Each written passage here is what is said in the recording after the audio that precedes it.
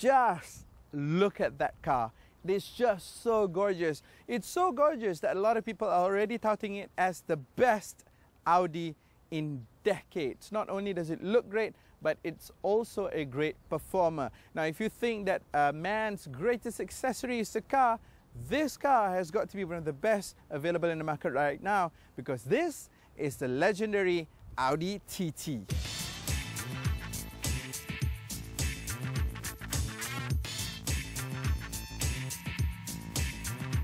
You know what people say, if it ain't broken, why fix it? Well, that's exactly what the engineers and designers over at Audi has done with the TT. They've not really fixed it, but they've made it better. And of course, the most immediate thing that you would realize and recognize about the TT is the design. So we're going to talk about that last. First, we're going to talk about the stuff that makes this car completely different, which is the practicality. You see, even though the design of this car makes you think that it's not practical, it actually quite is. It's a sports car that you can live with on a daily basis. Take this boot space, for example. Not only are they smart enough to provide these net covers over here and make it look really, really neat inside when you put the stuff in, you've actually got about 312 litres of boot space back here.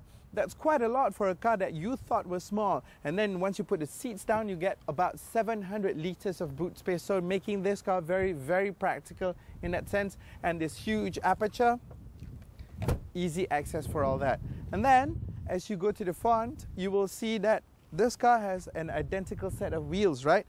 The wheels that you get with this car as standard are 18-inch wheels, and they come with 245/40, let's see, Continental Contact 5 tires. So these are the standards. You can option the wheels up to 19 or 20 inches, but well, if you want comfort, you want to stay with the 18. They're quite all right. As you come to the front, you will realize that the number one thing that just makes you go ooh, ah about the design of this new TT are the headlamps. These are the standard projector headlamps. Again, you can option up to either LED or, check this out, the fancy schmancy matrix laser headlamps. But nonetheless, regardless of what type you choose, one thing is for sure, it looks the bomb. It looks razor sharp. Then you've got the 2-litre TFSI engine, which we're going to talk about later. But one thing for sure, this engine is just awesome. Pull the hood down, and immediately that one single piece of grille just really jumps out at you, and it just tells you about the new design language of Audis in general.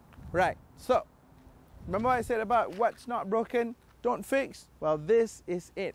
This design is what makes the TT so iconic from way back in the 90s. It is just so nicely proportioned, and in this particular iteration, it just looks even sharper, edgier, and sportier, and that is great. It's more rakish, especially the back, and it's got a lot of very bold lines. For example, the shoulder line that runs from the front right all the way to the back. But the original TT stuff is there. The curved wheel arches, at one point you couldn't even decide which is the front and the back of the car. Now you can, but it still looks a bomb. But if you think the outside looks great, really guys, wait till you check out the inside.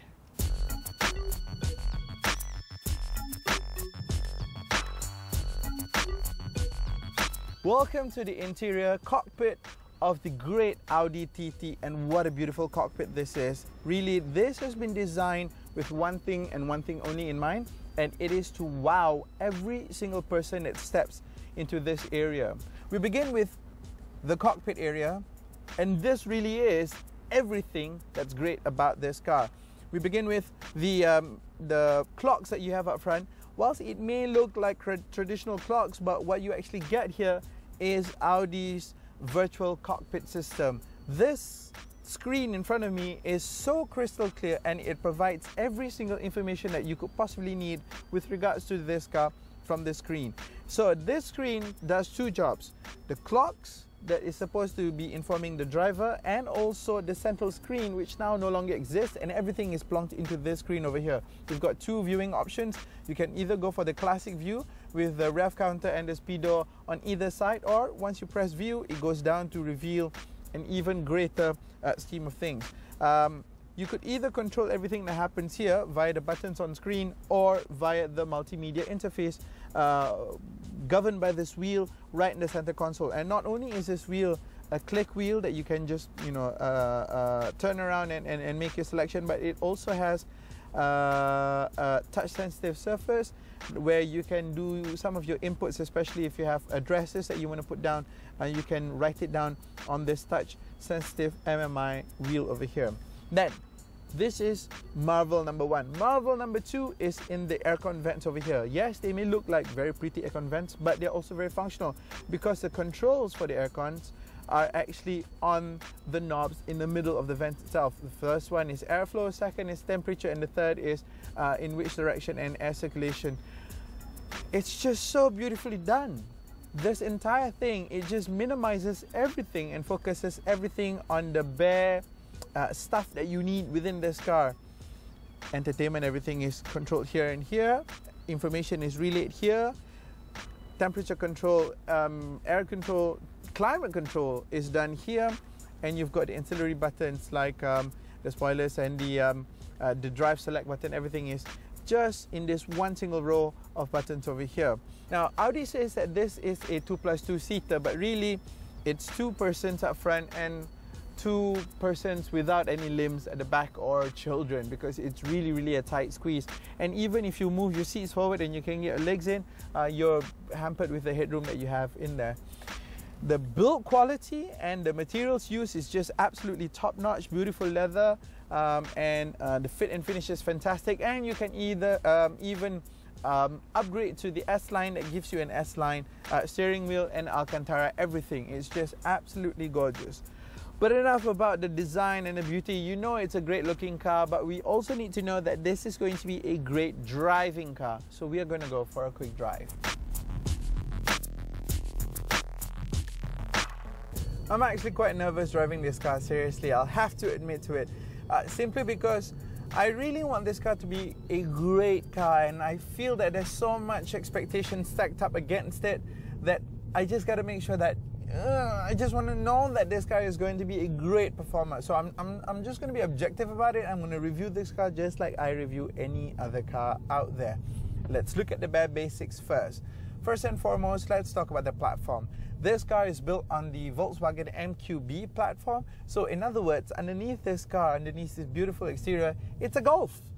The dimensions of this TT is pretty much the same as the outgoing model. The only difference is the wheels have been pushed even further apart from each other, giving 37 millimeters of extra wheelbase, and this translates to greater comfort but also greater handling, and that's a really important trait for an Audi TT. Next is the materials that has been used to construct and to build this car. It's steel down below with a lot of aluminum up top, so that means the weight of this car is even lighter. It's 50 kilograms, up to 50 kilograms lighter than the car that it replaces, again contributing to the great handling. And then the engine is the 2-liter TFSI lump that I mentioned earlier. It pushes out 227 brake horsepower, which may not sound a lot and sounds modest by today's standards, but given the fact that this is a lightweight car that handles really well, 227 is just about the right figure to make this car very usable and very exciting. Now, you have driving modes that you could choose depending on what you want to do with this car, and you could choose via this drive select button over here or via the steering wheel. If you hit the drive select button, you will get efficiency for you to get the best economy from your car, and then you have this mode that I'm in right now, which is comfort, and it really just dials everything down to the most comfortable level. You're not going to get Bentley-esque kind of comfort or even the Audi A8 kind of comfort.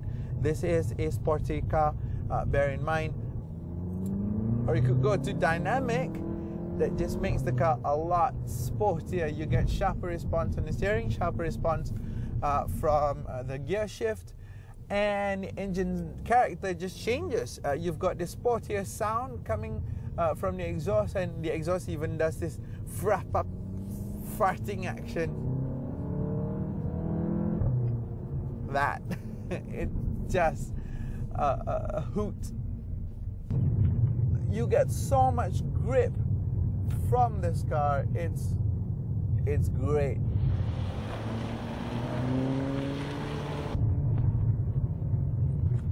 Woohoo! Audi has definitely done it again with the brand new Audi TT. This new generation car is subliminally good, seriously. It makes you think like you're driving a supercar when in fact you're driving a very capable and utilitarianly practical sports car. This is a sports coupe that's going to be loved by everyone, and the engineers and designers have designed a car that looks fantastic outside, inside and performance wise. Good job, Audi.